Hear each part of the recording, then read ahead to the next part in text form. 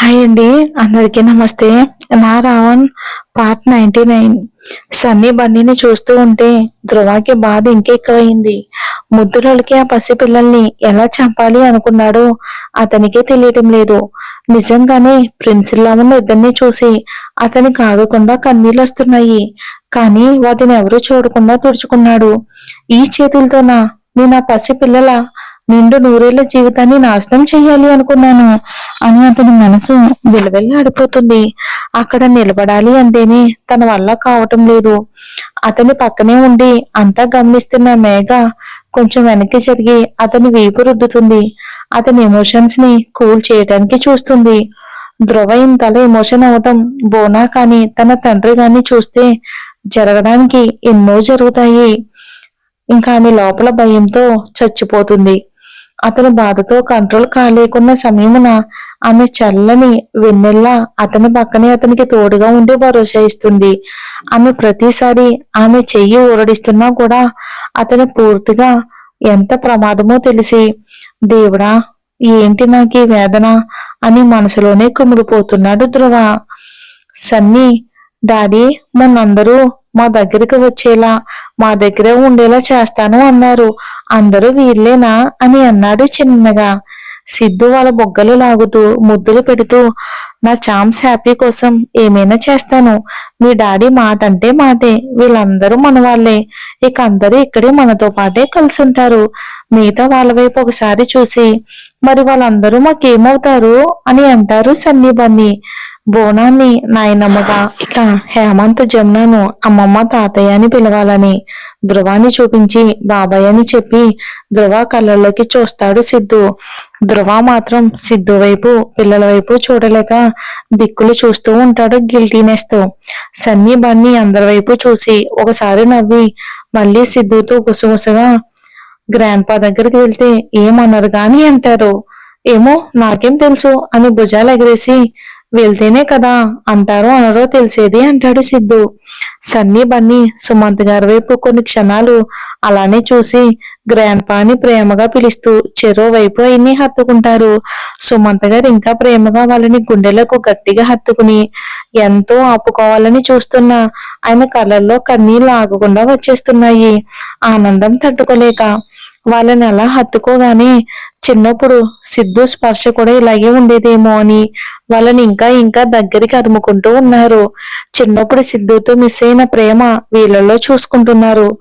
ఎంతగా కంట్రోల్ కానీ ఏదో తెలియని ఎమోషనల్ ఫీలింగ్.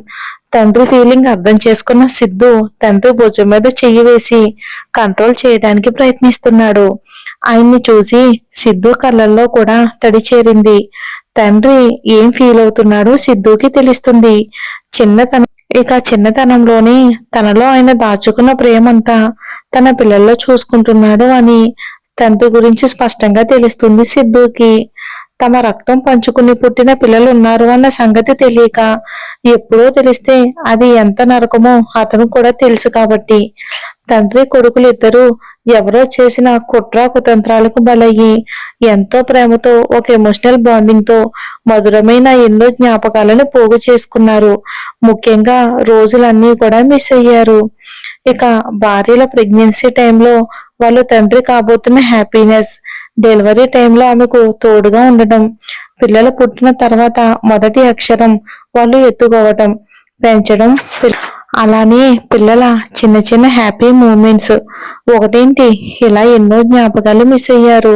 సుమంత్ గారు భువనాతో ఇవన్నీ జ్ఞాపకాలు ఉన్నా ఎంతైనా ప్రాణంగా ప్రేమించిన మహతి గారితో ఈ మూమెంట్స్ లేవు కదా. ఇంకా ఇద్దరు తమకు పిల్లలు పుట్టిన సంగతి కూడా ఎన్నో సంవత్సరాలకు తెలిసింది. ఇది వీళ్ళ జీవితంలో ఎంతో నరకం, ఎంతటి చేదు జ్ఞాపకం. తమ రక్తం పంచుకుని పుట్టిన పిల్లలు పుట్టిన సంగతి ఎన్నో ఏళ్ల వరకు తెలియలేదంటే నరకం, ఆ బాధ అస్సలు వర్ణించలేనిది. సుమంత్ గారిలో ఆ బాధ మరీ ఎక్కువగా కనిపిస్తుంది. తమ ప్రేమకు ప్రతిరూపం ఉన్న సంగతి ఇన్ని సంవత్సరాలకు తెలియని లేదు అన్న సంగతి గుర్తుకు వస్తూ ఉంటే ఆయన బాధ ఎప్పుడూ కూడా నరకమే. సుమంత్ గారు ఎలా ఎమోషనల్ అవుతూ చాలా సేపటి వరకు వాళ్ళని అలానే గుండెకు హత్తుకుని ఉండిపోయారు. ఆ సన్నివేశం చూస్తున్న అందరి కళ్ళలో నుంచి నీళ్లు కారిపోయాయి. బోనా హేమంత్కి తప్ప. నిదానంగా వాళ్ళను దూరం జరిపి వాళ్ళని అపురూపంగా చూస్తూ ఇద్దరి మొహమంతా ముద్దులు పెట్టి వాళ్ళని ఎత్తుకుని ఒడిలో కూర్చోబెట్టుకుని వాళ్ళ జుట్టు సరిచేస్తూ వాళ్ళ ఒళ్ళంతా తడిమేస్తూ వాళ్ళ చిట్టి చేతులు తీసుకుని మళ్ళీ మళ్ళీ ముద్దులు పెట్టుకుంటూ ఉన్నారు. అసలు ఈ లోకంతో సంబంధం లేకుండా చుట్టుపక్కల ఉన్న వాళ్ళని మర్చిపోయి మన వల్ల చూసుకుని ఎంతో మురిసిపోతున్నారు సుమంత గారు. సుమంత గారు కళ్ళల్లో నీళ్ళని చూసిన సన్నీ బన్నీ, గ్రాండ్ పా, మీరు ఎందుకు ఏడుస్తున్నారు? మీరు ఏడిస్తే మాకు కూడా ఏడుపు వస్తుంది అని పెదాలు విరుస్తూ, ఏడవకండి ఆయన కన్నీళ్లను తుడుస్తారు ప్రేమగా పిల్లలు. ఏడవడానికి సిద్ధంగా ఉన్న వాళ్ళని చూసి, నో నో, నేను ఏడవడం లేదు బంగారాలు, మిమ్మల్ని చూసిన సంతోషంలో వస్తున్న హ్యాపీ టీయర్స్ అంతే అని కళ్ళు తుడుచుకుని, నా బంగారాలు కదా, ఏడవకూడదు నాన్న అంటారు వాళ్ళని ముద్దు చేస్తూ సుమంత గారు. జమున, అన్నయ్య, ఇంకా ఎంతసేపని మన వాళ్ళ దగ్గరే పెట్టుకుంటావు?